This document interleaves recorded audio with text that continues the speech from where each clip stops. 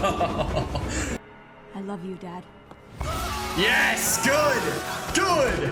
Oh, the chills, man. All right, The Legend of Korra, episode 8, last episode, again, was really good. I think we're going to be in a really good stretch of episodes here. And again, I'm keeping the theme of last episode. I'm still really curious to see what, again, the aftermath is going to be of all of this that's just happened. It seems like the show is really taking its time with this sort of stuff, which I can appreciate. But, you know, especially after what happened last episode and with Amon raiding the pro bending tournament, there are going to be some things that have to happen, right? Whether it's to do with the council and TARLOCK or with the public. Lynn's already said she's going to retire. We're going to go behind the scenes with it. Like, I'm just really curious to see what exactly happens, and I want us to get closer to this whole Amon situation. I'm really starting to feel like Amon's whole backstory and identity is really going to be quite epic. I'd be shocked if Amon wasn't someone, you know, of importance or a descendant of someone important. I think that would be really cool. But the mystery is good, man. The mystery is always good. It keeps you really engaged. Like and subscribe. Check out the Patreon for early access and uncut watch-along versions to all of these Korra reactions if you're interested. And with all that being said, enjoy the video. Chapter 8, When Extremes Meet. Talk to me. It's going to be a very big change of pace from living in that mansion. Hey. Oh, the kids are here. Your new home. Yes, welcome to my domain. Yes, sir.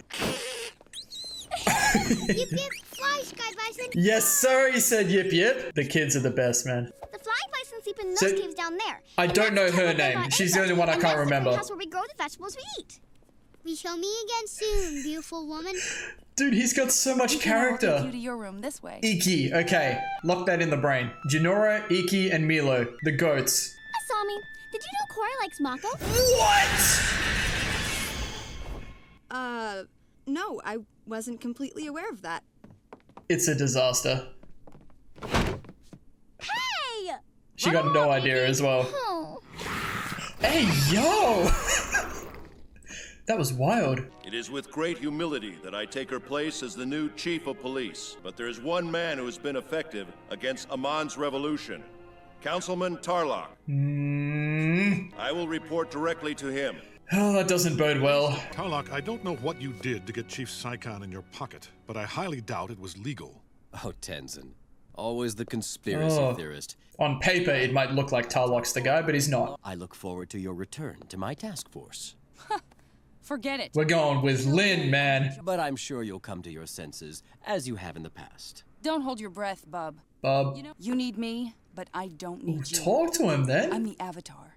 You are not, in fact, the Avatar. What, because she's not mastered air? Are merely a half-baked Avatar in training. Get this guy out of here. Which reminds me, how is your airbending going? I mean, it's a good question. I didn't think so. So he's a good talker as well. I bet he's working with Amon somehow, man. Somehow, some way. I've memorized nearly all of the practice forms, but I still can't produce a single measly puff of air. It's a mindset difference, right? Aang not only had his bending teachers, but also his past lives to call upon for guidance. Have you ever made contact with your past lives? I'm a spiritual failure, too. For You may now. have made a connection without realizing. Yeah. Maybe. Yeah, you did. I had a few weird hallucinations. I saw Aang. Mm-hmm. It seemed like he was in trouble. I believe Aang's spirit must be trying to tell you something. Give me more of these visions. I love stuff like this, man. Like, give me more of this stuff. Oh, that's tragic. She's really going through it. What's wrong? You can tell us. Talk? I'm the worst Avatar ever. I just feel alone. Yeah. No, that's nonsense. You're amazing. Aang hadn't mastered all the elements when he was battling the Fire Nation. He was just a little kid. That's facts. He had his friends to help him. Yeah. Look, the arena might be shut down, but we're still a team. The new Team Avatar. Oh, no. Good. The new Team Avatar. Yeah, let's do it. Yeah, let's do it. The kids are the best, man. Get ready, Republic City. You are about to be patrolled by Team Avatar. Asami, you always know how to accessorize your outfits. Is that the I glove? figure one way to fight equalists is to use an equalist weapon. Okay. Let's go. I think I have the answer. She got the hook up? Oh. Hold on now.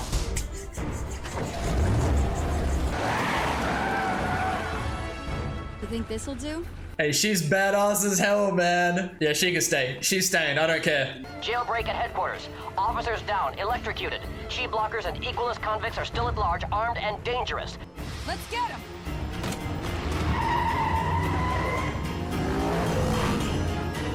This will be good. Are they even supposed to be doing this? Korra, roll in. Give me a ramp. Now. Oh. And Asami's just all about it, man. Dude, I love that. Oh, the lightning bending. Oh, dude. Too clean. Jesus. Uh-oh, the chi blocking. Let's go. Yo, that's so dangerous. Not as much collateral damage this time. Damn, but they did this though. Avatar Korra, what do you think you're doing?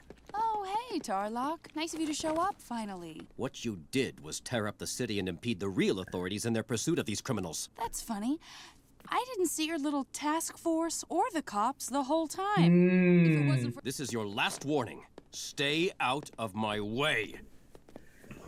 In a way, they're both right. In the same way that Lin was right, like in episode 1, right? But they've done the right thing. The law I have proposed would make it illegal for anyone to be a member of the Equalists, or even be associated with them. It also puts into effect a curfew, ensuring all non-benders are in their own homes by nightfall. Oh, no, that's not good. Yeah. You can't punish all non-benders for the actions of a that's few. not good. All in favor? These sheep. Look at these sheep in the back.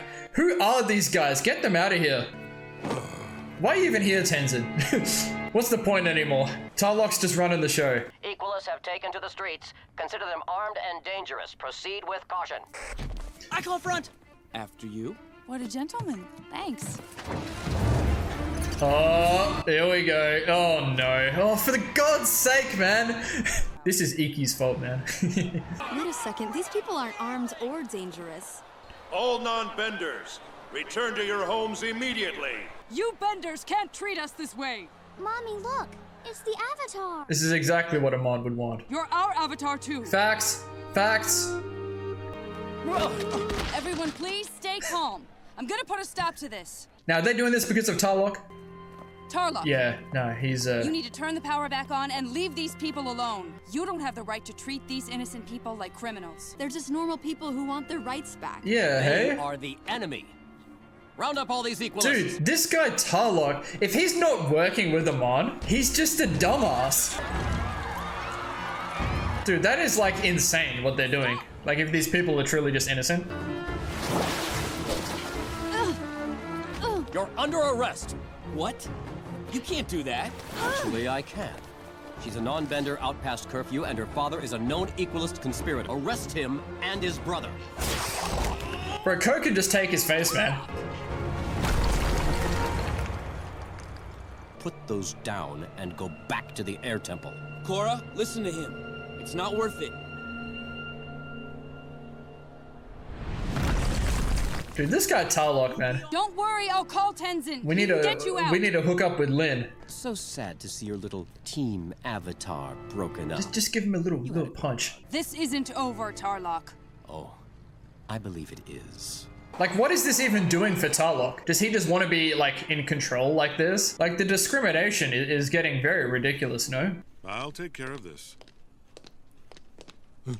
Saikon, a word, please.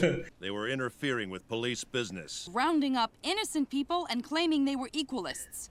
They should be released too. All Equalist suspects are being detained in I mean, Denver. because they passed that law, technically they're in the right, but it's just ridiculous. You'll have to take that up with Councilman Tarlock. Oh, I plan to. At the council meeting, first thing in the morning. You're officially the worst chief of police ever. Calm down. I'll get this sorted out. We just need to be patient. Patience. It's a big theme for But you Korra. really are the worst. Ever. Dude, Tenzin's character it's so funny, man. I saw the quarter moon up there, don't get it twisted, I saw it. Wake up, Naga. Let's go. Patience! I got a bad feeling about this. Wait for me here, girl. Don't worry, I'll be all right. Oh, that's a sick office, man. I'm not gonna lie. You and I need to talk. She's doing a lot right now, but I respect it. Are any of the other council members here? I believe everyone has gone home for the night. Then you should do the same. You're doing exactly what Amon says is wrong with benders. You're using your power to oppress and intimidate people. And you don't? Of course not. Isn't that what you came here to do? Intimidate me into releasing your friends? Oh, piss off. Your willingness to go to extremes in order to get what you want. It is a quality we both share. You and I are nothing alike. Facts. You fall in line and do what I say, and I'll release your friends. That's why you arrested them? To get to me? Yeah, that would make perfect sense, wouldn't it? No. Ooh. You might be able to manipulate Chief Saikon into following you, but it won't work on me. He's gonna threaten. You will regret that decision. You need to be stopped. You're just as bad I as love Amon. the water effects on him, though. Ooh. I've tried to work with you, Korra, but you've made it Oh, impossible. that's a sick shot. Jesus.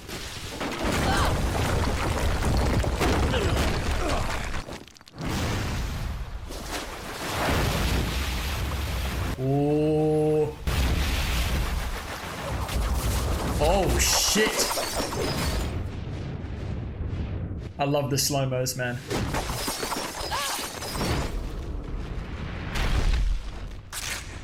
Ooh, uh-oh.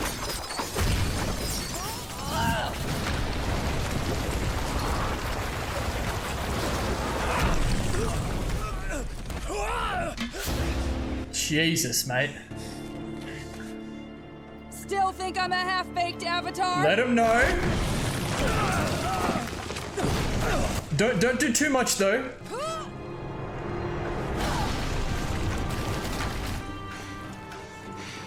What are you gonna do now?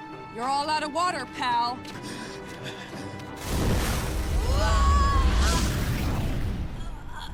Yo? He's bloodbending! You're in my way, Avatar, and you need to be removed. You're a bloodbender? Very observant. It's Yeah! full I saw moon. the quarter moon!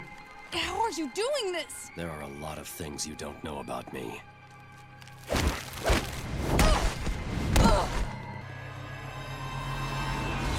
He look. Soccer. That's getting analyzed. Say goodbye to Republic City, Avatar Korra. You'll never see it again. Oh, she did the thing, man! Let me out! Bro, this show is getting so good. I'm like, my head immediately goes to like, does Amon have a brother or something? Now, oh, dude, these last 3 episodes have been absolute cinema. Okay, first of all, back to the flashback straight away. Okay, so here we are. All of these people are clearly being bloodbended, right?